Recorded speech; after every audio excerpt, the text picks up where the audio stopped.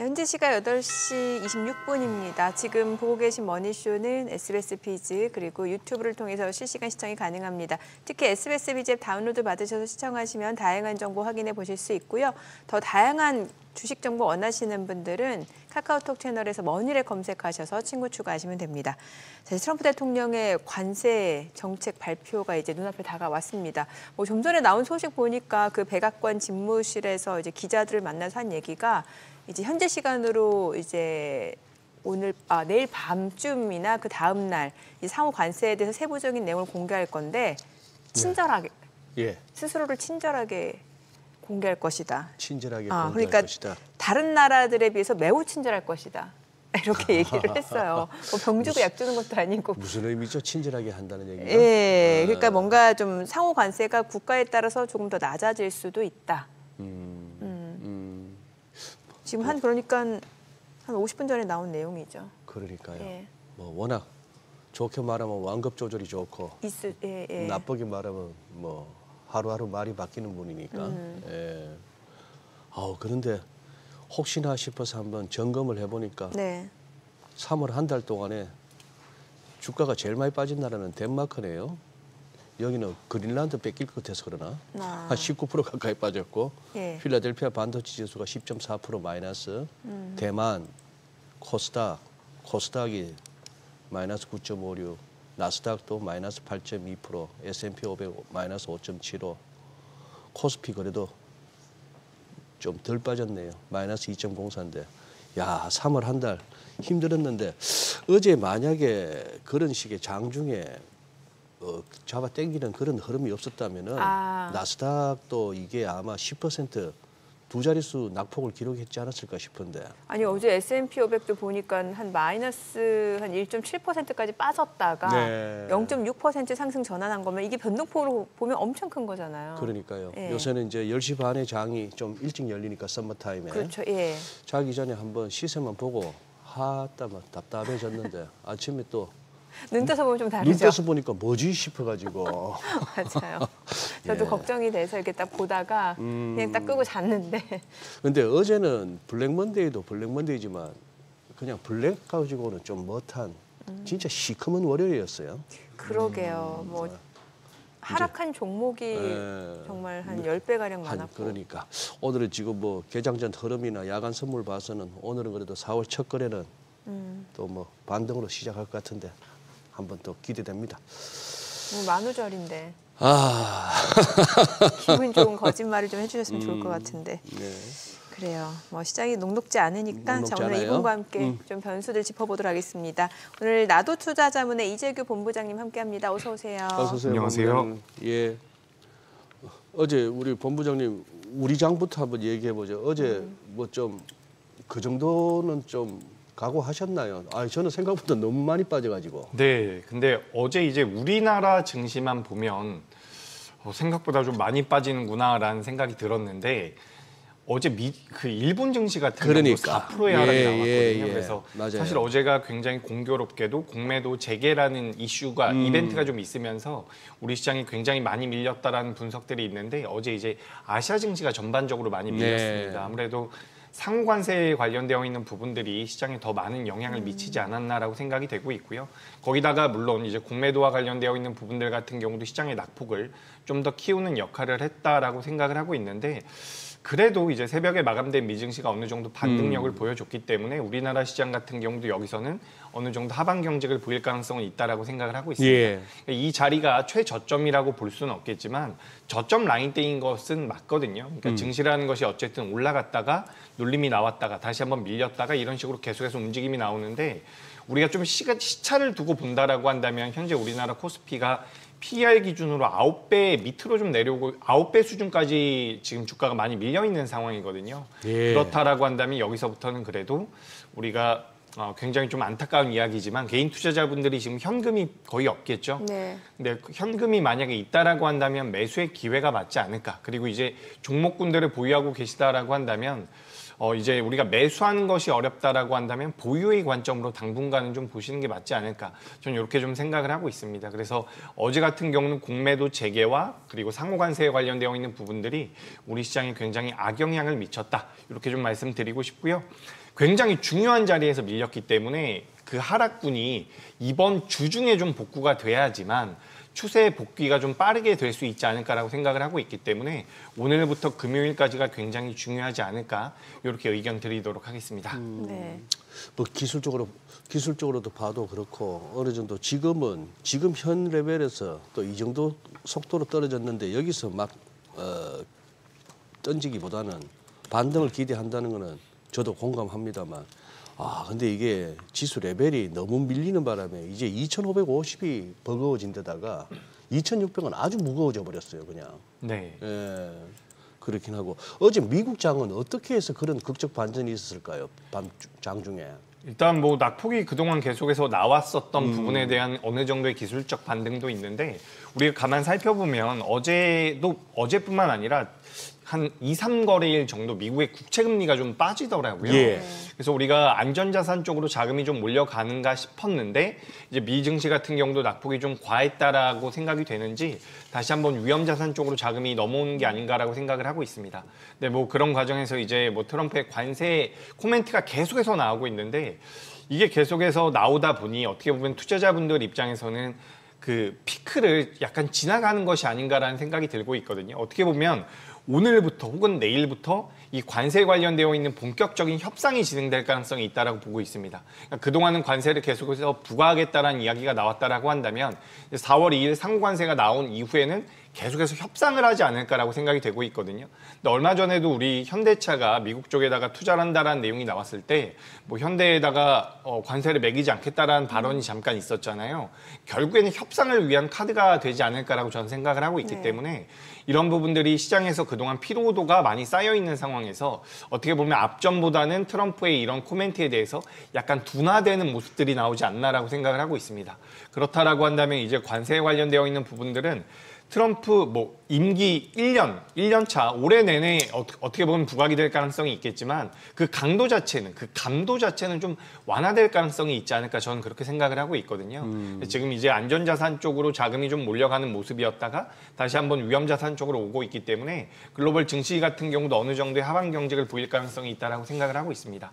미증시 같은 경우도 반등이 나왔는데 좀 안타까운 것은 이제 나스닥은 반등을 해주긴 했지만 상승 전환까지는 나오지는 않았거든요. 그리고 우리가 M7이라고 하는 기업들의 주가 흐름 자체도 그렇게까지 긍정적으로 나오진 않고 있기 때문에 어떻게 보면 우리가 이번 주, 다음 주에서 시장 자체는 반등을 보이고 하방 경직을 보일 수도 있겠지만 이 강세를 보이는 종목군 자체가 좀 바뀔 수도 있다라는 생각이 좀 들고 있습니다. 작년에는 M7 기업들이 좋았다라고 한다면 이번 주, 다음 주가 지나가면서 강세 종목군들이 좀 바뀔 수도 있지 않을까. 저는 이렇게 좀 생각을 하고 있습니다. 확실히 그 트럼프 대통령이 그 관세와 관련된 정책을 좀 협상용으로 쓰고 있다라는 생각이 드는 게 뭐 좀 전에 나온 소식도 지금 상호 관세를 부과하겠지만 그래도 예상보다는 친절한 방식으로 부과할 것이다.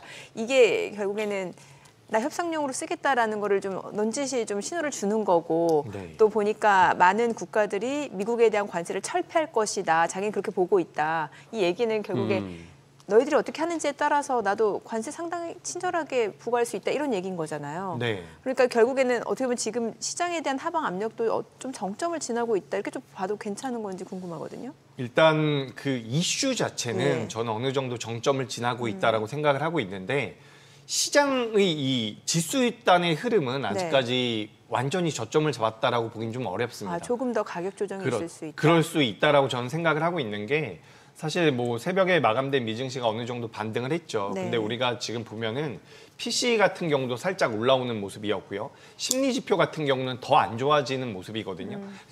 여기에서 이제 소비가 실제로 꺾인다라고 한다면 이제 경제 지표 자체가 실제로 하드 데이터들도 꺾일 가능성이 저는 있다라고 생각을 하고 있습니다. 그렇다라고 한다면 주가 흐름 같은 경우는 어쨌든 선반영을 하는 부분들이 분명히 있기 때문에 앞으로 추세적으로 좀 악화될 것이다라는 분석들이 나올 경우에는 주가 흐름 자체는 추가 조정의 가능성도 저는 있다라고 생각을 하고 있어요. 물론 이제 하방 경직은 어느 정도 나올 가능성, 그러니까 급격하게 꺾일 가능성은 전 낮다라고 생각을 하고 네. 있지만 추가 조정의 가능성은 우리가 좀 계속해서 염두할 필요가 있지 않을까 저는 그렇게 생각을 하고 있습니다. 그러니까 트럼프를 통한 이 상호 관세라든지 관세에 대한 이벤트, 이슈 같은 경우는 어느 정도 완화될 가능성이 있겠지만 시장에 대해서는 우리가 여전히 좀 경계를 할 필요가 있지 않을까 저는 그렇게 생각을 하고 있습니다. 아, 지금 정민희께서 얘기한 이 친절하다는 예, 얘기가 친절. 그 얘기구나. 예. 예. 예, 그러니까 시장이 예상하는 예. 것보다는 예. 조금 친절한 방식으로 부과할 수 있다. 근데 결론은 상대 국가가 어떻게 하는지에 따라서 그리고 자기는 다른 나라가 우리 미국에 대한 관세를 철폐할 것으로 본다. 번역이 잘 된 건지는 모르겠습니다만 기사를 읽어보면은 트럼프 대통령은 상호 관세의 세율과 관련해서 네. 그들, 즉 다른 나라가 네. 미국한테 무엇을 부과하든 우리도 부과하겠지만 네. 우리는 그들보다 친절하다. 친절하다. 그들이 우리한테 부과한 관세보다는 이 관세율 숫자가 낮을 것이고 어떤 경우는 훨씬 낮을 것이다. 예. 그래놓고 또 다른 나라 우리에 대한 관세를 철폐할 것이다 이렇게 본다는 거예요. 미국에 대한 관세. 그래 지금 또 다른 얘기도 또 나와요. 네. 러시아산 원유의 2차 관세, 세컨더리 테리프를 부과할 수 있지만 부과하고 싶지는 않다. 네, 맞아. 쉽진 않고. 쉽지는 않은데 푸틴 만나고 싶다고 협상을 그랬어요. 위해서는 부과할 수도 있다. 결국 그 얘기네. 네. 좀 알아서 기어달라. 그 얘기죠. 예, 내가 그 얘기예요. 관세라는 용어를 끄집어내면 너가 먼저 수익을 들어와서 뭘 좀 제시해라. 그 얘기예요. 음. 그래서 그러니까 지금 협상 카드라는 걸 계속 신호를 주는 거죠. 아니, 실제로 왜 그 모건 스탠리의 마이클 윌슨 예. 대표적으로 이제 곰 진영 쪽이잖아요. 곰 쪽이었죠. 예, 그런데 예. 그 사람이 이렇게 얘기를 했잖아요. 지금 관세와 관련된 카드 자체가 그러니까 스태핑 스톤, 징검다리일 수 있다라는 거예요. 그래서 단기적으로 S&P 500이 한 5,800에서 5,900까지는 반등할 수 있을 거다 이렇게 얘기를 했다고 해요. 대표적으로 그러니까요. 곰진영인 예. 그분이. 예. 곰진영이 네. 아니 지금 하기야 지금 골드만삭스도 바짝 쫄아가지고 아까 소개하는데 보니까 원래 목표 주가 지금에서 뭐 큰 차이 없더라고요. 먹을 거 없다는 식으로 예. 얘기를 하는 건데 그러니 야 가만 있어봐 우리 이번 부장님 모셔놓고 우리끼리 너무 수다를 떨고 있다. 좀 숨 쉴 틈을 아까 드린 거죠. 아까 기술주 작년에 시장을 주도해왔던 뭐 매그니스 세븐 뭐 네. 기술주에서 조금은 바뀔 거다 했는데 조금만 더 구체적으로 어느 쪽을 더 유망하게 보시는 거예요 그러면? 네, 일단 뭐 지금 약간의 방어주 성격을 띠고 있는 종목군들이 다시 한번 좀 힘을 낼 수 있지 않을까라고 생각을 하고 있습니다. 근데 이게 우리나라 시장을 저는 주로 보고 있기 때문에 우리나라 시장을 기준으로 말씀을 드려보자면 최근에 이제 이 관세와 관련돼서 파열음이 좀 나왔었던 섹터가 원래는 이제 자동차 쪽이었죠. 네. 자동차 쪽이 한번 밀렸고 그다음에 이제 자동차 쪽에서 반도체 쪽과 그리고 바이오 쪽에도 영향을 미칠 가능성이 높다라는 이야기가 나오면서 반도체와 자동차 전반적으로 좀 조정을 받았는데 이 종목군들 자동차와 바이오와 자동차가 전반적으로 조정을 받았는데 여기서 이제 어느 정도의 하방 경직을 보일 가능성이 높다라고 보고 있지만 실제로 지금 시장에서 강세를 보이고 있는 섹터들은 분명히 있거든요. 예를 들어서 식음료 같은 경우도 지금 굉장히 견조한 모습을 보이고 있고요. 중국과 관련돼서 이제 우리가 한한령 해제라고 이야기를 하고 있지만 중국 쪽과 연동이 되면서 자금이 좀 유입되고 있는 뭐 엔터라든지 이런 쪽 같은 경우는 지금 계속해서 견조한 모습들이 나오고 있거든요. 그래서 우리가 작년 같은 경우는 이제 우리나라를 어쨌든 가장 크게 지배하고 있는 섹터 자체가 반도체와 2차 전지와 바이오라고 하고 있는데 실제로 주가 흐름 같은 경우는 다른 쪽에서 먼저 안정적으로 나오고 있다라는 말씀을 드리고 싶습니다. 그래서 우리가 너무 관심도가 높게 책정이 되어 있는 섹터들보다는 오히려 좀 안정적으로 우상향을 만들어가고 있는 섹터들도 있기 때문에 우리가 너무 과거의 그런 영광이라든지 과거의 분석을 토대로 해서 그 종목군들만 보는 것보다는 오히려 새롭게 움직일 수 있는 종목군들을 계속해서 우리가 포착할 필요가 있지 않을까 이렇게 좀 말씀을 드리고 싶고요.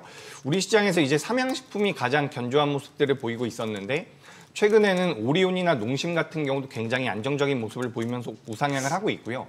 이마트 같은 경우도 정말 오랜만에 우상향을 만들어주고 있거든요. 네. 그래서 우리가 이런 시장의 흐름을 좀 변하고 있다는 것을 저는 어느 정도 캐치할 필요가 있지 않을까 저는 이렇게 의견 드려보도록 하겠습니다. 지금 국내 증시 쪽에서 말씀 주셨는데 사실 최근에 보면 뭐 조선주라든지 아니면은 방산주들 흐름 좋았고 특히 방산주 같은 경우는 이제 뭐 트럼프 대통령 때문에 자주국방 필요성이 대두되면서 유럽 쪽에서 뭐 독일의 뭐 라인메탈 이런 거 맞물려가지고 국내 쪽에서도 방산주도 그럼 좋았잖아요. 어때요? 앞으로는 어떨까요? 그러니까 조선과 방산 예. 같은 경우가 어떻게 보면 굉장히 특징적인 섹터라고 볼 수가 있는 게 우리가 사실 공매도 재개가 되면 방산 쪽과 조선 쪽이 많이 타겟팅이 될 가능성이 높다라는 분석들이 있었거든요. 네네. 근데 우리가 어제 우리나라 시장의 흐름을 놓고 본다면 실제로 이제 주가가 많이 올라왔었던 기업들 중에서 그러니까 공매도에 타겟팅이 될 수 있다라고 이야기가 됐었던 조선과 방산 같은 경우는 상대적으로 견조했습니다. 그리고 이제 바이오 같은 경우도 우리가 타겟팅이 될 수 있다라는 이야기가 많이 나왔는데 어제 같은 경우 이제 알테오젠 같은 경우는 또 올라와주는 모습이 나왔거든요. 그러니까 우리가 어제 같은 경우 그 공매도의 여파로 인해서 밀렸다라고 제가 단언할 수는 없지만 2차 전지 같은 경우는 굉장히 많이 하락을 했죠. 네. 근데 이 종목군들의 특징을 본다라고 한다면 결국에는 전 업황이라고 생각을 하고 있어요. 그러니까 공매도가 주가가 많이 올라왔기 때문에 공매도를 친다라기보다는 업황 자체가 아직까지 개선이 되지 않는 쪽에 대한 공매도가 진행될 가능성이 높다. 그런 관점에서 본다라고 한다면 지금 조선과 방산 같은 경우는 업황 자체가 아직까지 양호한 부분들이 있죠. 수주 잔고도 여전히 견조하게 나오고 있는 부분들이라서 생각보다는 공매도 쪽에 대해서 좀 자유롭지 않나라고 생각이 되고 있습니다. 조선 쪽 같은 경우는 우리가 작년과 비교해 봤을 때 수주 잔고가 올해 1월 달과 2월 달에 굉장히 많이 줄어들었다라고 이야기가 되고 있거든요.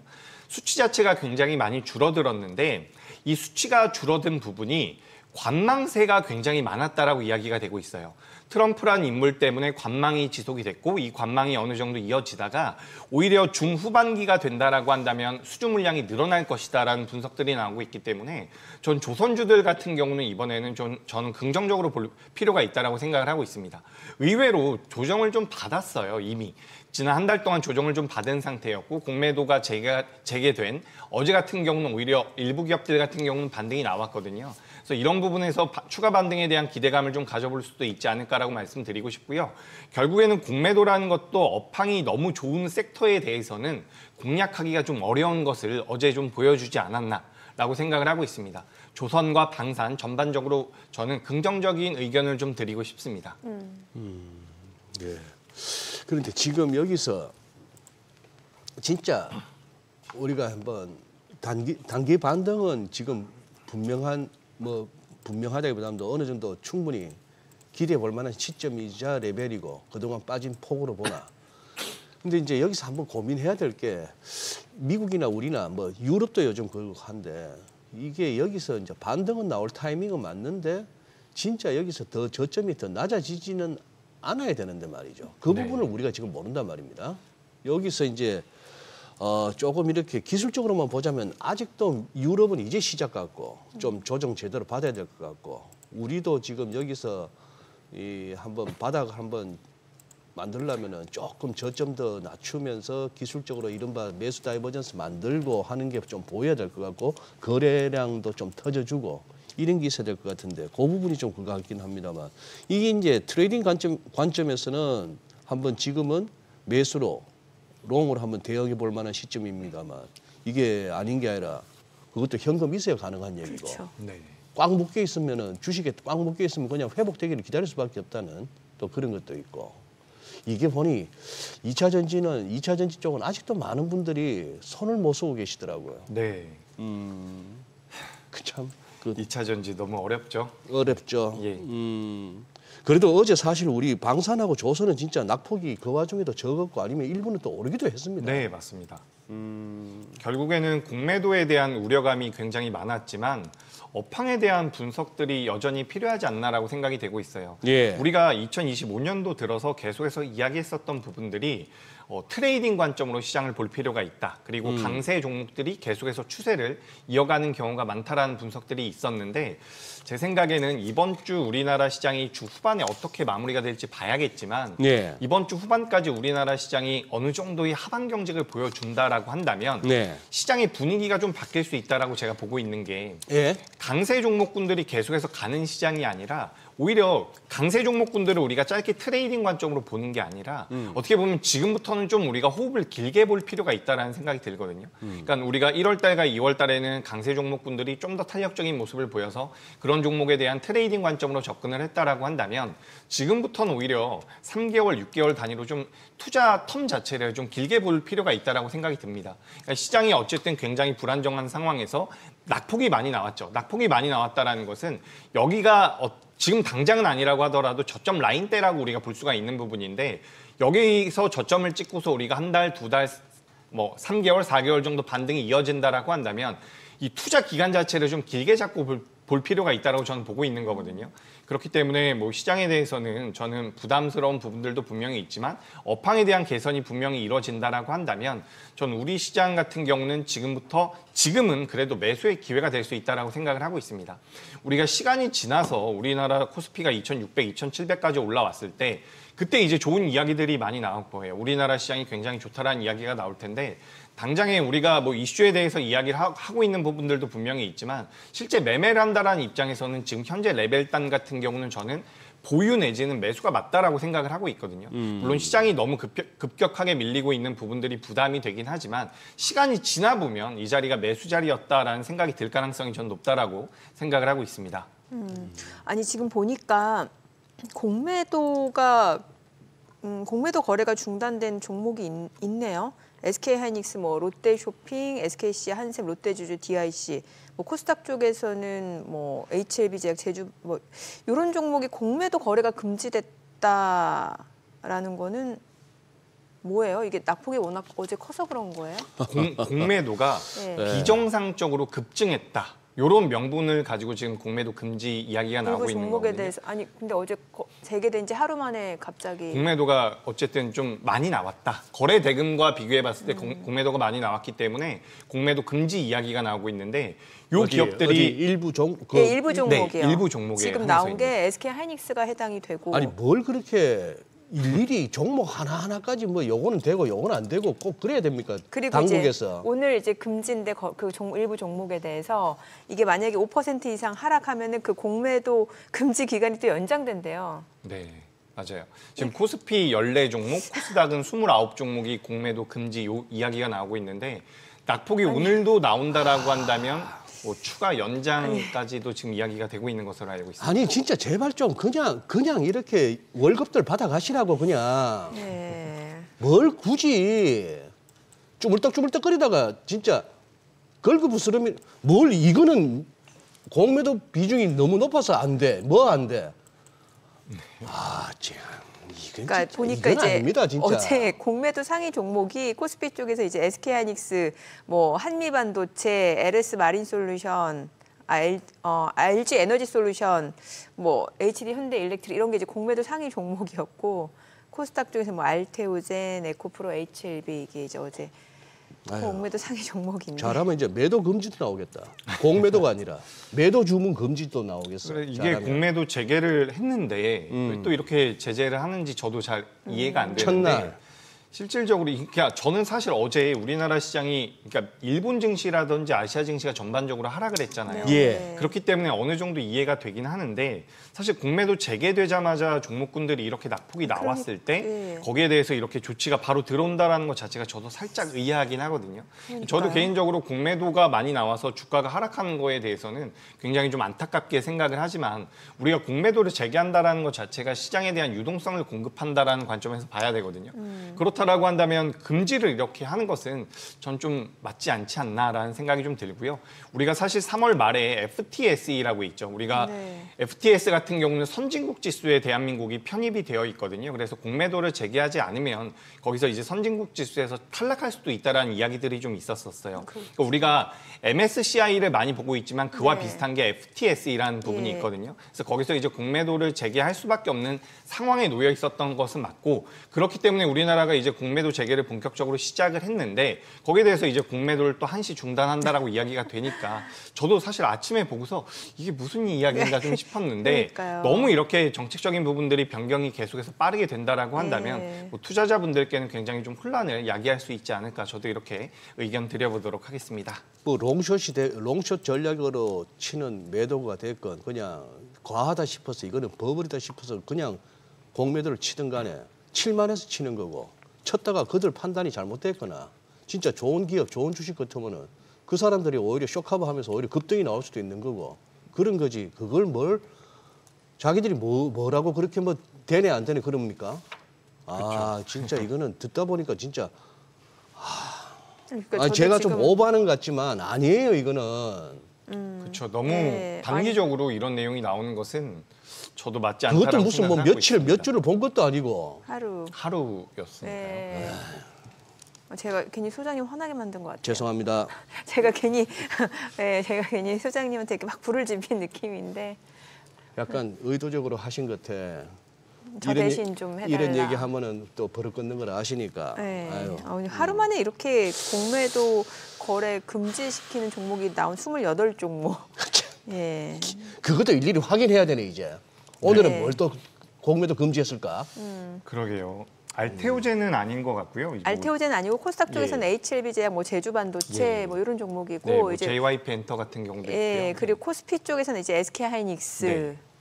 그리고 뭐 CJ 제일제당, 한미반도체 이런 기업들이 있는 것 같습니다. 예. 동시효과는 또 왜 이래? 근데 우리가 지난주에 대차 잔고가 많이 늘어난 예. 기업들이 네네네. 있었잖아요. 네. 근데 지난주에 대차 잔고가 많이 올라온 기업들이 어제 공매도가 좀 나왔다라는 분석들이 있는데 네. 지난주에 대차 잔고가 많이 올라온 기업들 중에서 네. 한화 에어로스페이스가 있었거든요. 예. 근데 어제 같은 경우 어제는 한화 에어로스페이스의 주가가 그렇게 많이 밀리지 않았습니다. 그래서 아까 전에도 잠깐 말씀드렸다시피 우리가 공매도라는 게 올라왔다라고 무조건 공매도를 칠 수 있는 게 아니잖아요. 그렇죠. 사실 업황 자체가 굉장히 좋다라고 한다면 아까 전에 소장님께서도 말씀을 해주셨지만 쇼커버가 들어올 수도 있고요. 예. 쇼 스퀴즈가 들어올 가능성도 그러니까. 굉장히 예. 높기 때문에 네. 우리가 업황에 대한 분석이 그 어느 때보다 중요하다라고 생각을 하고 있거든요. 그러니까 제가 아까 전에도 우리가 원래는 트레이딩 관점으로 저는 상반기로 좀 볼 필요가 있다라고 생각을 네. 했었는데 우리가 좀 중장기적으로 볼 필요가 있다라고 말씀드리는 부분이 어떻게 보면 업황에 대한 부분이 더 중요해지지 않았나. 그러니까 공매도가 재개되면서 업황에 대한 분석이 굉장히 중요해졌다라고 생각을 하고 있거든요. 그런 관점에서 본다라고 한다면 어제 우리가 바이오 같은 경우도 생각보다 많이 안 밀렸고요. 네. 조선 방산 같은 경우도 마찬가지이기 때문에 우리가 공매도가 이제 재개가 어쨌든 됐기 때문에 앞으로 그 기업들에 대한 가치라든지 앞으로의 업황을 계속해서 분석할 필요가 있지 않을까. 저는 이렇게 의견 드리도록 하겠습니다. 알겠습니다. 자, 지금 시각 8시 53분 향해 갑니다. 오늘 양시장 예상 체결지수부터 좀 확인해 보겠습니다. 먼저 코스피 좀 볼게요. 오늘 0.2% 하락 예상되고요. 2,475포인트로 집계됩니다. 코스닥은 0.8% 하락 예상되고요. 667포인트로 나타나고 있죠. 시가총액 상위 종목 예상 체결가 보겠습니다. 삼성전자 오늘 1.7% 상승 예상되고요. 호가는 58,800원, SK하이닉스 0.8% 오름세가 예상됩니다. 호가 192,200원이고요. LG 에너지솔루션 강보합권 예상되고요. 삼성 바이오로직스도 역시 강보합권 예상되면서 호가는 101만 5천 원. 현대차가 2% 하락 예상되죠. 예상 체결가 19만 3천 원이고 기아가 0.8% 하락 예상됩니다. 호가 9만 1,400원. 삼성전자 우선주 1.6% 오름세 예상되고요. 예상 체결가 4만 8천 원. 셀트리온 1% 상승 예상되고요. KB금융 지금 강보합권 예상됩니다. 호가 7만 9,100원이고요. 네이버 보합 출발 예상되고 있습니다. 코스닥 시가총액 상위 종목 예상 체결가 보겠습니다. 알테오젠 어제도 상승으로 마감이 됐었는데요. 오늘 호가에서도 2% 추가적으로 오름세가 예상되고요. 36만 3,500원으로 나타나고 있습니다. 에코프로빅 2.6% 하락 출발 예상되고요. 호가는 9만 4천 원. HLB가 오늘 5% 반등 좀 시도할 걸로 보여집니다. 예상 체결가 5만 8천 원이고 에코프로가 1.3% 하락 예상되고요. 호가 4만 9천 원이죠. 레인보우 로보틱스 1.3% 상승 예상되고요. 호가는 26만 7,500원. 삼천당제약은 2% 하락 출발 예상됩니다. 예상 체결가가 지금 15만 9천 원으로 집계가 되고 있고요. 휴젤은 4% 상승이 예상됩니다. 호가 34만 9천 원. 자, 그리고 클래시스가 2.8% 상승 예상되고요. 지금 호가는 58,000원으로 집계가 됩니다. 코오롱 티슈진 상승 출발 예상되고 파마 리서치도 2% 상승이 예상되고 있습니다. 자, 이제 개장까지 한 5분여가량 남았는데요. 그래서 일단 오늘 양시장 지금 코스피는 다시 좀 상승 출발이 예상되고 있고 코스닥도 오늘 또 상승 전환을 좀 기대해 볼 수 있지 않을까 하는 생각이 들어요. 그래도 상승 출발이 맞는 날인데 아까는 제가 호가가 호가가 처음에 이상해가지고 네. 무슨 뭐 마이너스 0.6%, 막 0.8% 이렇게 나오길래 또 뭔 장난질인가 싶어가지고 저게 저거보다 더 가도 되는 날인데 그렇죠. 사실 예. 그동안 빠진 게 얼마예요? 다시 또 더 빠져서 저점을 낮출 때 낮추더라도 원웨이가 어디 있습니까? 이렇게 다 출렁출렁거리면서 가는 건데. 예. 네, 한숨을 바이오 쪽 좀 여쭤볼게요. 지금 오늘 호가에서도 보니까 뭐 사실 알테오젠도 그렇고 지금 뭐 HLB, 리가켄바이오 좀 호가 분위기 좋은데 뭐 사실 알테오젠 같은 경우는 또 개별적으로 뭐 호재도 있는 상황이고요. 네. 예. 뭐 제약바이오 같은 경우도 단기적으로 조정이 꽤 나왔다라고 네. 생각을 하고 있거든요. 그래서 우리가 지금 조선방산 같은 경우도 지난 한 달 동안 조정이 좀 나왔고 이제 공매도 재개 이후에 하반 경직을 어느 정도 보여주고 있는데 바이오 같은 경우도 저는 비슷한 흐름이 나올 가능성이 높다라고 생각을 하고 있습니다. 지금 알테오젠 같은 경우도 아스트라제네카와 이제 기술 수출에 관련되어 있는 내용들이 부각이 된 이후에 주가가 단기적으로 꽤 많이 하락을 했어요. 거의 20% 가까이 하락을 했거든요. 그래서 여기서 이제 어느 정도 하반 경직을 보여주면서 반등세를 만들어내고 있는데 어쨌든 이 기술 제형 변경에 관련되어 있는 기술력 그리고 비만과 관련되어 있는 이야기도 계속해서 나오고 있죠.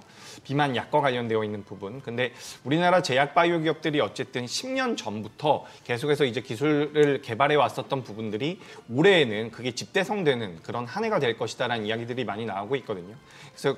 그래서 우리가 과거에는 임상 2상이다, 임상 3상이다 이런 내용들로 인해서 주가가 움직였다라고 한다면 이제는 실질적으로 마일스톤이라든지 로얄티를 받을 수 있는 구조를 만들어가고 있는 부분이기 때문에 전 제약바이오 같은 경우는 규모가 좀 있는 기업들 위주로 보실 경우에는 2025년도 1년 내내, 올해 내내 계속해서 좀 부각이 될 가능성이 있다라고 생각을 하고 있습니다.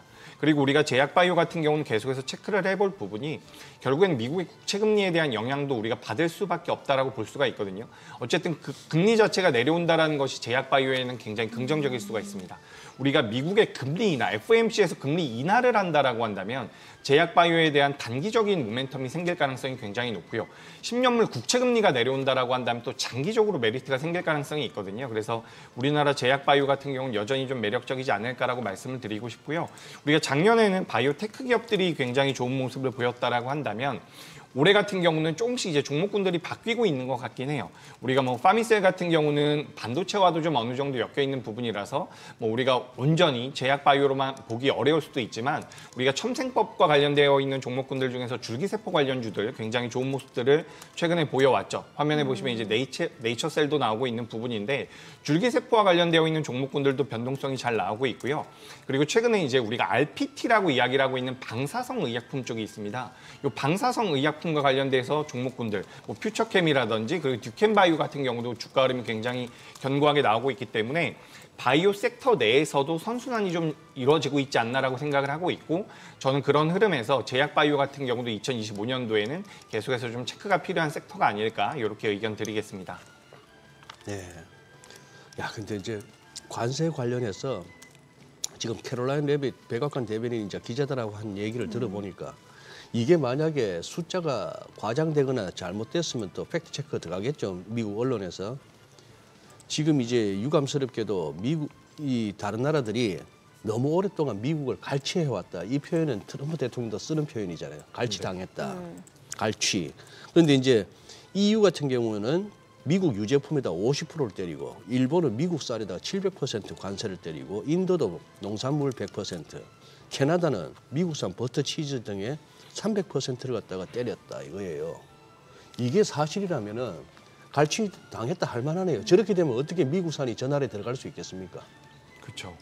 그렇다면은 그래서 우리도 너희들 때리는 만큼 때리겠다가 상호관세인 것이고 지금 상호관세이 아니면 모든 나라에 똑같이 일괄되게 10%, 20% 정도가 되는 뭐 보편관세냐 이걸 갖다가 이제 디테일한 부분이 이제 오늘 내일 중에 발표된다는 거 아니에요. 그렇죠. 그러니까 야 너무 이렇게 우리 입장에서는 자꾸 이제 그거 하니까 한데 관세를 갖고 저렇게 집요하게 얘기할 만한 뭐도 어떤 근거도 있다 싶기도 하네요. 이런 걸 보면은. 그러니까 트럼프는 그냥 미국만을 생각하고 있는 것 같습니다. 네, 자기네들이 네, 좀 네. 불리한 네, 처사를 네. 대우를 받았던 부분들이 있으면 그걸 이제 계속해서 이제 정상화하겠다라는 그런 관점으로 보시면 좋을 것 같은데 관세 얘기 저희가 개장하고 조금 더 이어가 보도록 하겠습니다. 오늘 국내 증시를 확인해 보죠. 개장합니다.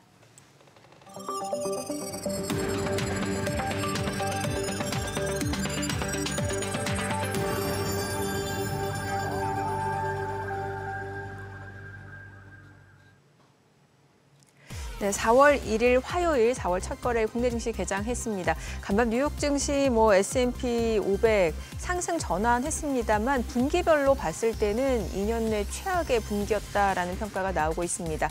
S&P 500 하락하는 모습이었고 분기별로 봤을 때요. 그리고 우리 채권 가격은 좀 상승하는 모습이었고 전반적으로 여전히 좀 안전자산 선호 현상은 있는 것 같습니다. 아무래도 트럼프 대통령의 관세 정책과 관련해서 불확실성이 계속해서 이어지고 있다 보니 시장이 상승 모멘텀을 찾기가 쉽지 않은 상황인 것 같은데 그래도 어제는 다행히 좀 반등에 성공하는 모습이었는데 저는 국내 증시 출발 상황 보겠습니다.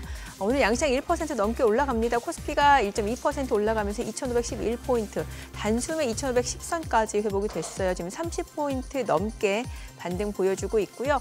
코스닥도 마찬가지로 1.4% 올라가면서 682포인트입니다. 양시장 상승 출발이네요. 시가총액 상위 종목 시초가 보도록 하겠습니다. 삼성전자가 오늘 1.7% 상승합니다. 지금 58,800원이고요. SK하이닉스도 1.5% 올라가면서 19만 3,900원. LG에너지솔루션도 0.6% 올라갑니다. 33만 6,500원. 삼성바이오로직스도 1.2% 상승하면서 102만 7천원이고요. 현대차도 1.3% 상승합니다. 19만 9,800원. 기아도 지금 1% 상승입니다. 9만 3,200원이고요. 삼성전자 우선주도 1.5% 올라가면서 4만 7,950원. 셀트리온도 1.6% 상승합니다. 17만 1,900원이고 KB금융도 1.6% 오름세로 지금 8만 300원이고요. 네이버도 올라갑니다. 19만 3,300원에 거래되고 있습니다. 자, 코스닥 시가총액 상위 종목 시초가도 보도록 하겠습니다. 알테오젠 오늘도 상승세 이어갑니다. 지금 2.5% 상승하면서 사흘 연속 상승세고요. 36만 5천 원에 거래되고 있습니다. 에코프로비엠은 보합이고 HLB 2% 상승합니다. 5만 6,200원, 에코프로도 보합이고요. 레인보우 로보틱스가 1.5% 상승 보여주고 있습니다. 26만 7,500원 지금 나흘 만에 좀 반등을 보여주고 있는 상황이고요. 삼천당작 2.6% 상승합니다. 지금 6거래일 만에 반등 보여줍니다. 16만 9,300원이고 휴젤도 2.5% 상승 보여주고 있습니다. 휴젤이 지금 현재 34만 1,000원, 1.7% 상승세 보여주고 있는 상황이고 클래시스도 0.8% 올라갑니다. 5만 7,000원. 그밖에 코오롱 티슈진 1.3% 상승 보여주면서 4만 5,250원, 리가켄바이오도 1% 상승 보여주고 있습니다. 자, 오늘 시장에서 특징을 보여주고 있는 섹터 종목들 좀 체크를 해보도록 하겠습니다. 오늘 양시장 상승 출발 보여주고 있는데 오늘 보니까 조선주들 다시 움직임 나타나고 있습니다. 하나오션이 지금 4% 상승 보여줍니다. 69,800원 선이고요. 삼성중공업도 3% 오름세를 나타내면서 13,900원 선 움직임 이어지고 있습니다. 자, 그리고 HD 한국조선해양도 1% 오름세고요. HD 현대미포 그리고 HD 현대중공업까지도 각각 3%에서 2%가량 지금 오름세를 보여주고 있습니다. 각각 주가는 10만 8,600원, 28만 4,500원에 거래되고 있습니다. 오늘 하단에도 보니까 무역수지 흑자 소식, 반도체 수출도 플러스 전환 소식까지 나오고 있는 상황이고 시장도 지금 상승세를 보여주고 있는 모습이고 조선주뿐만 아니라 오늘 방산주들도 움직임 나타나고 있습니다. 지금 한화가 13% 넘게 급등 보여주고 있습니다. 46,700원 선이고요. 또 한화 에어로스페이스도 3.8% 올라갑니다. 한국항공우주도 4% 넘게 상승 중이네요. 78,200원, 현대 로템도 1.9% 상승 10만 7천 원이고 LIG넥스원도 3.2% 상승합니다. 25만 6천 원이고요. MH솔루션도 1.2% 상승, 코츠테크놀로지도 3.7% 오름세고 한화시스템도 6% 넘게 올라갑니다. 34,150원 선이고요. 한화 에어로스페이스 보셨고 그 밖에 빅텍, 스페코까지도 상승세 보여주고 있는 상황입니다. 오늘 방산주, 조선주 다 좋고요. 오늘 보니까 지금 유리기판 쪽도 움직임이 약간 나타나고 있는데 뭐 YC캠이 지금 2.9% 상승 보여주고 있고요. 또 피롭틱스도 1.5% 상승 33,750원 선, 그리고 SKC도 1.5% 올라가고요. JNTC도 2% 상승, HB테크놀로지도 2.4% 올라가면서 2,055원 선 움직임 이어지고 있습니다. 오늘 뭐 지금 유리기판, 뭐 방산, 조선 다 움직임 좋네요. 자, 지금 시각 9시 5분 향해 갑니다. 수급 상황 좀 체크를 해보도록 하겠습니다. 오늘 유가증권 시장에서는 개인 투자자 344억 원 순매수고요. 외국인과 기관은 각각 74억 원, 269억 원 순매도고요. 코스닥 쪽에서도 개인 투자자는 156억 원 매수 우위, 외국인과 기관은 각각 144억 원, 5억 원 순매도. 오늘 외국인 선물에서는 690개가량 순매수를 보여주고 있습니다. 환율 체크해보도록 하겠습니다. 달러 환율입니다. 정기장 마감 대비로 10전 상승하면서 1,473원에 개장이 됐습니다. 자, 일단 양시장 반등 보여주네요. 다행히. 예, 그러네요. 아직까지 외국인이 적극적으로 사지는 않지만, 네. 야, 이 와중에도 어지간한 지금 업종들 다 한번 훑어봤는데 이 와중에도 2차 전지는 또 반등을 못하네. 참 자꾸 이런 소리 하는 거에 좋은 건 아닙니다만, 진짜 이거 몇몇 얼굴이 또 몇몇 유튜브 채널이 떠오르네요. 그 사람들은 속이 편할까? 이렇게 사람들 이렇게 나락으로 떨어뜨려 놓고. 저는 여기 진행자랍시고 지금 앉아 있고 합니다만 제일 두려운 게 그겁니다. 이런 어떤 주식 관련한 또 주식 중심의 또 경제 채널을 하면서 혹시나 진짜 어떤 시청자분들이나 이걸 갖다가 이렇게 애청하시는 분들한테 민폐 끼칠까 봐 그걸 늘 조심하는데, 민폐를 끼쳐야 돈 되는 인간들이 워낙 많으니까 이 바닥에. 그러네요. 근데 지금 환율이 아까 나왔다시피 한 49억, 한 50억 불 가까운 무역수지 흑자인데도 불구하고 환율이 못 오른다. 무슨 글로벌 달러가 그렇게 강세도 아닌데, 이 얘기는 우리 이 본부장님, 네. 무역수지 흑자라는 만큼 그만큼 달러가 들어야 되는데 이거보다 더 나간다고 봐야 되는 거 아닙니까? 뭐 단순하게 얘기하면. 네. 아직도 해외 투자한다고 들고 나가는 달러가 이렇게 많은가? 그런 부분도 있는 것 같고요. 예. 지금 이제 달러 인덱스의 흐름과 네. 우리 달러 원 환율의 흐름을 본다면 네. 우리 원화가 굉장히 약하게 움직이고 있잖아요. 예. 그래서 우리가 사실 달러 강세로 인해서 우리나라 원화가 약하다라고 표현하기에는 살짝 이제 우리나라만의 독자적인 리스크가 좀 있지 않나, 어느 정도 반영되고 있지 않나라고 생각이 되고 있거든요. 아무래도 정치적인 부분들이 어떻게 보면 환율에 영향을 미치고 있다라고 저는 보고 있거든요. 그래서 이 부분들이 좀 봉합이 돼야지만 우리 시장으로 이제 외국인들의 자금도 좀 더 투자 관점으로 봤을 때는 들어올 수 있지 않을까, 저는 그렇게 생각을 하고 있습니다. 그러니까 외국인들 입장에서는 사실 대한민국이란 나라에 투자를 할 필요가 당장에는 많지 않다라고 느낄 수 있거든요. 그러니까 우리나라뿐만 아니라 뭐 예를 들어 가지고 기술주 투자를 하고 싶다라고 한다면 대만에 투자를 할 수도 있는 거고요. 그런 식으로 이제 자금이 대한민국 증시로 이제 공격적으로 들어올 만한 여건이 형성이 되지 않고 있기 때문에 이런 부분들도 어쨌든 뭐 차차 우리가 좀 해결이 될 가능성이 있다라고 보는데, 그 해결이 되는지 여부는 환율이 좀 안정화되는지 여부를 좀 따져볼 필요가 있지 않을까. 그래서 지금 뭐 달러 인덱스랑 사실 달러 원 환율이 거의 따로 움직이고 있거든요. 네네. 그러니까 우리나라의 독자적인 문제가 좀 있지 않나. 그러니까 외국인들이 봤을 때 우리나라에 대한 부담을 좀 느끼지 않나라고 생각이 되고 있고, 이 부분들이 환율의 변화로 인해서 외국인들이 이제 우리나라를 좀 안정적으로 볼 수도 있다. 그렇게 우리가 판단할 수 있는 근거가 되지 않을까라고 생각을 하고 있습니다. 네. 그래서 어쨌든 환율이 좀 내려와 줘야지 우리 시장에도 긍정적인 모습들. 그러니까 환율이라는 것이 우리가 그 환뿐만 아니라 대한민국이라는 나라에 대한 신뢰도나 안정도를 어느 정도 판가름할 수 있는 부분이라고 보고 있기 때문에 우리가 환율도 계속해서 체크할 필요가 있다라는 말씀드리겠습니다. 오늘 하나그룹주가 다 올라가는데 앞서서 예전에 그 하나 에어로스페이스 3조 6천억 원 대규모 유상증자 관련해서 뭔가 좀 경영권 승계 논란도 상당히 있었단 말이죠. 그런데 지금 보니까 이제 김승현 하나그룹 회장이 그 세 아들한테 이제 한화 지분을 이제 깜짝 증여했다라는 소식이 나오고 있는데, 오늘 때마침 뭐 한화가 지금 급등하고 있고 외국인들도 가장 많이 사고 있는 종목이 지금 한화고, 뭐 한화 에어로스페이스부터 해서 뭐 한화 오션 다 올라가거든요. 그럼 이제 뭔가 그 대규모 유상증자 관련해서는 경영권 때문이다라는 논란은 좀 일단 좀 어느 정도 좀 잠잠해질 수 있는 거 아닌가요? 그렇죠. 이제 한화 에어로스페이스가 대규모 유상 증자를 하면서, 그러니까 한화 에어로스페이스가 제가 알기로는 그 한화 오션의 지분을 네. 한화 에너지 쪽에서 얻어온 것으로 알고 있거든요. 사온 것으로 알고 있는데 한화 에너지가 그 오너 삼형제의 지분이 100%라고 제가 알고 있어요. 그래서 이게 한화 에너지 쪽으로 자금이 많이 들어가면서 그 한화 에너지의 자금을 한화를 매수하는 데 있어서, 그러니까 지분율을 높이는 데 있어서 사용이 될 것이다. 그런 지배구조와 관련되어 있는 이슈들이 많이 있었거든요. 지금 화면에 나오네요. 지금 예. 보니까 한화 에너지가 그 첫째 아들이 지분이 제일 많았었네요. 그렇죠. 예. 한화 에너지를 그러니까 삼형제가 전부 다 가지고 있는 구조거든요. 네, 근데 네. 한화 에너지가 어쨌든 한화에 대한 지분을 추가 매입을 할 가능성이 높다라는 이야기가 나오면서 한화 에어로스페이스에 대한 유증이 지배구조를 공고히 하기 위해서 나온 것이 아니냐라는 분석들이 많이 있었는데, 지금 이제 김승현 회장이 뭐 증여를 한다라는 내용들이 나오면서 그런 불확실성이 어느 정도 해소됐다라고 보시는 게 맞지 않을까 싶습니다.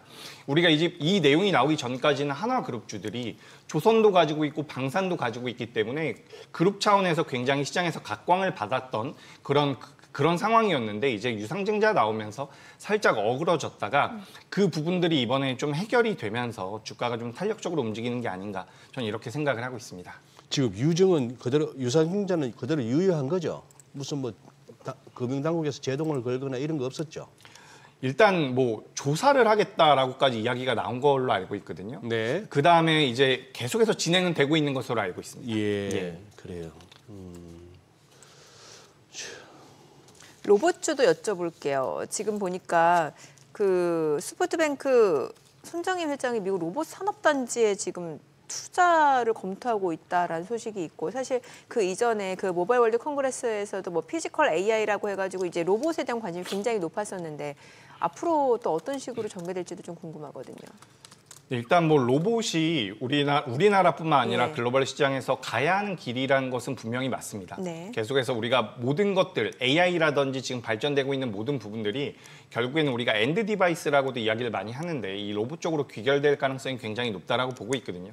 근데 지금 이제 우리가 주가적인 측면에서 본다라고 한다면 레인보우 로보틱스 같은 경우는 우리가 대장주란 이야기를 많이 했었죠. 근데 이 기업이 2월 19일 날 43만 원에서 현재 26만 원대까지 굉장히 낙폭이 크게 나와 있는 상황입니다.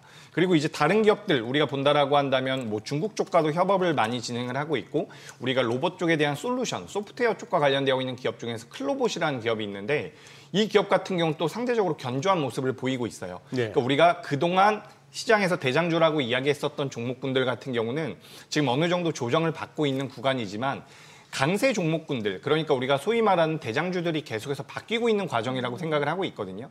그래서 우리가 그렇다라고 한다면 로봇주들 같은 경우도 아직까지는 시세가 끝났다라고 보기는 어려워요. 하지만 제가 개인적으로는 좀 걱정이 되고 있는 부분이, 로봇주 같은 경우는 앞서 우리가 이야기해봤었던 조선과 방산과 비교해봤을 때 매출과 영업이익이 안정적으로 나오고 있는 섹터는 아닙니다. 그렇기 때문에 만약에 여기서 주가가 더 올라온다라고 한다면 저는 공매도에 타겟팅이 될 가능성이 좀 있다라고 생각을 하고 있어요. 네. 그래서 우리가 로봇 관련주들 같은 경우도 올해 1월 달과 2월 달에는 굉장히 탄력적인 모습이 나왔잖아요. 전반적으로 올라오는 모습이 나왔는데 지금부터는 종목별 대응이 필요하지 않을까라고 생각을 하고 있습니다. 결국에는 어떤 이슈로 인해서 어떤 업종이 굉장히 강세를 보인다라고 하더라도 모든 종목이 올라갈 만큼 지금 시장에 자금이 충분한 상태도 아니고요. 네. 게다가 로봇주 같은 경우는 앞서서도 말씀드렸다시피 실적적인 부분들이 어느 정도는 부담이 될 가능성이 있기 때문에 종목을 좀 선별할 필요가 있지 않을까, 저는 이렇게 의견 드리겠습니다. 지금 말씀하신 이 종목 말입니다, 본부장님. 뭐 그 전은 어떤지 몰라도 지금 확인할 수 있는 것만 봐서는 22, 23, 24 작년까지 3개년 연속 영업이익은 마이너스예요. 네. 클로봇 말이에요. 클로봇, 예. 예. 그런데 우리나라는 어떻게 이 PER이 얼마인가 싶어서 해보면은 소위 말하는 그 NA, Non-Available, 네. PER이 안 구해집니다. 이익이 안 나니까, 마이너스니까 이런 종목들이 참 부지기수인데, 지금 그러면 이 종목이 그럼 최근에 그렇게까지 올라올 만한 무슨 뭐 하다못해 스토리는 있었을 거 아니에요. 네, 일단 클로봇이 예. 기술 특례 상장이 된 기업이기 때문에 네. 일단 실적적인 부분에 대해서는 투자자분들이 많이 체크를 안 하시는 것 같아요. 네, 네. 근데 이제 클로봇 같은 경우는 소프트웨어 쪽과 관련이 되어 있다라고 말씀드렸는데, 이 기업 같은 경우는 중국계 기업과도 지금 계속해서 협업을 하고 있는 부분들이 있거든요. 네. 우리가 뭐 중국 기업들에 대해서 약간 폄하하는 부분들도 있고 중국 제품이라고 한다면 우리가 색안경을 끼고 있는 부분들도 있는데 지금 우리가 사실 휴머노이드 같은 경우는 중국 쪽이 굉장히 많이 앞서 나가고 있습니다. 사실 우리나라 기업들 중에서 이제 삼성을 등에 업고 레인보우 로보틱스가 대장주의 역할을 하고 있지만 실질적으로 글로벌 시장에서 우리나라 기업들이 어느 정도의 경쟁력이 있을까라고 한다면 휴머노이드 쪽에서는 우리나라 기업들이 좀 뒤처지고 있다라고 볼 수가 있거든요. 예. 근데 클로버 같은 경우는 어쨌든 중국 쪽에 대한 모멘텀도 가지고 가고 있고요. 그리고 미국 쪽에 대한 기업들과도 계속해서 협업을 진행하고 있는 이런 기술력 자체가 부각될 가능성이 전 높다라고 보고 있기 때문에 지금 이제 레인보우라는 그 하드웨어 쪽에서 시장에서 관심이 높았다라고 한다면 이제 이 소프트웨어 쪽으로 자금이 넘어가는 게 아닌가라고 생각을 하고 있습니다. 우리가 뭐 애플 같은 경우도 기계를 팔아가지고 수익을 만드는 부분도 분명히 있겠지만 결국에는 소프트웨어 쪽에 대한 메리트가 굉장히 큰 거거든요. 테슬라도 마찬가지죠. 자동차에 대한 메리트도 있지만 결국에는 뭐 FSD에 대한 메리트가 부각되는 것처럼 결국에는 소프트웨어 쪽이 자금 큰 돈이 될 수 있다라는 관점으로 본다면 로봇 같은 경우도 하드웨어도 물론 중요하지만 이런 솔루션 쪽에 대한 관심도도 계속해서 필요하지 않을까 저는 이렇게 의견 드리겠습니다. 금값이 지금 엄청나요. 네. 지금 온스당 3,150달러. 금값의 고공행진은 어떻게 보세요? 안전자산을 어느 정도 또 선호하는 부분들이 있지 예, 않을까라고 예. 생각이 돼요. 그래서 뭐 금값이 더 올라갈 것이다라는 분석들도 많이 있는데 사실 저는 뭐 이거를 지금 내가 공략을 해봐야 되나 금 투자를 해야 되나라고 했을 때 전 살짝 물음표가 붙기는 해요. 지금 제가 기억이 안 나는데 어떤 IB 쪽에서는 3,500 얘기를 하고 예, 있고 그 정도 이야기를 또 하더라고요. 반대쪽에서는 한 2,000달러 이하 또 얘기하는 데도 있단 말이죠. 그러니까 이게 뭐 투자자분들마다의 성향 예, 차이일 수가 예. 있는데 사실 저는 지금 우리나라 시장뿐만 아니라 증시를 기준으로 봤을 때 우리나라 시장이랑 미증시랑 충분히 최근에 조정을 받았다라고 생각을 하거든요. 물론 더 밀릴 수도 있겠지만 우리가 탄력적인 부분들, 그러니까 금값이 많이 올라왔다라고 하더라도 우리가 사실 주식 투자를 해가지고 만날 수 있는 수익률과 비교해 봤을 때는 그렇게 크다라고 보기는 어렵거든요. 네. 금값이 뭐 예를 들어서 3개월 동안 20%가 올라왔다 이런 이야기는 있는데 우리나라 기업들이 뭐 매매를 잘해서 3개월 동안 30% 이상 올라올 가능성도 굉장히 전 높다라고 생각을 하고 있거든요. 물론 우리가 포트, 자산의 배분 관점에서 본다라고 한다면 금에 대한 메리트가 계속해서 있을 가능성도 있겠지만 전 지금 이제 우리 시장이나 미증시 같은 경우도 제가 미증시에 대해서는 계속해서 좀 보수적인 의견을 드려왔음에도 불구하고 미국보다는 어떻게 보면 좀 더 메리트가 될 수 있지 않을까 저는 이렇게 좀 생각을 하고 있고요. 또 이제 금값이 올라가면 우리나라에서는 관련되어 있는 기업들의 변동성이 또 나오기도 하거든요. 네. 또 우리나라에서는 엘컴텍이라는 기업이 계속해서 과거부터 금과 관련되어 있는 기업이다라고 이야기가 되면서 변동성이 나왔는데 정말 못 올라왔었어요. 근데 최근 들어서 다시 한번 거래 대금이 좀 들어오고 있는 부분들이 있거든요. 시가총액이 굉장히 작은 기업이기 때문에 제가 우리 뭐 시청자분들께 매매를 하십시오라고 말씀드릴 수는 없겠지만 금 가격과 연동이 되면서 변동성이 나오는 기업들도 있다라는 말씀 드리겠습니다. 네, 오늘 얘기 여기까지 듣겠습니다. 잘 들었습니다. 고맙습니다.